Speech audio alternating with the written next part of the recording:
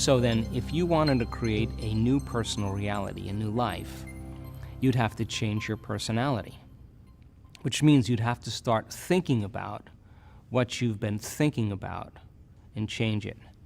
You'd have to become aware of your unconscious habits and behaviors and even what you say and modify them. And then you'd have to look at those emotions that keep you anchored to the past and decide if those emotions belong in your future. So most people try to create a new personal reality as the same personality, and it doesn't work. We literally have to become someone else. In other words, thoughts are the language of the brain, and feelings are the language of the body. And how you think and how you feel creates a state of being. So most people have experiences in their life that brand them emotionally.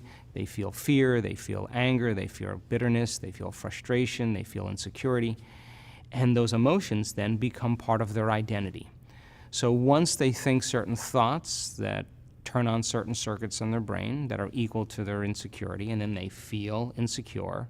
The moment they feel insecure, they think more insecure thoughts, which makes more chemicals for them to feel insecure. And the repetition of that cycle over time conditions the body to subconsciously become the mind of insecurity. So then the person says, I am insecure. And whenever you say, I am anything, you're commanding your mind and body towards a destiny. So then most people's biology is, for the most part, their past. And so if you're not being defined by the vision of the future, some new possibility in your life, you're only left with the old circuitry in your brain and the old emotions of the past. So the question then is, can you believe in a future that you can't see or experience with your senses yet, but you've thought about enough times in your mind that your brain is literally changed to look like the experience has already occurred? Now, the latest research in neuroscience says you can change your brain just by thinking. So then, as you begin to think about a new possibility, and your brain begins to fire in new sequences and new patterns and new combinations, and you begin to plan your behaviors, and you begin to review in your mind, mentally rehearse who you're going to be in your life. The mere action of mental rehearsal begins to install the neurological circuits in your brain. Now your brain is no longer a record of the past. Now it's in fact a map to the future. And if you were then to begin to emotionally embrace your future before it's made manifest, in other words, you're not waiting for your healing to feel wholeness. You're not waiting for your new relationship to feel love. You're not waiting for the mystical moment to feel awe. You're not waiting for your success to feel empowered. That's the old model of reality, of cause and effect. In other words, the materialist, the person who's waiting for their wealth to come to feel abundance, they're living by that model of cause and effect. But the quantum model is about causing an effect, which means you begin to experience your own worthiness and your abundance before it occurs. You have to feel wholeness in order for your healing to occur. We have to feel love for ourselves and love for life in order for us to have love in our life. And so then to instruct people how to teach their body emotionally how that future could feel like before it's made manifest. If they do it properly, their body as the unconscious mind begins to believe it's living in that future reality in the present moment. And they're beginning to signal new genes in new ways that begins to change their body to look like the event has already occurred.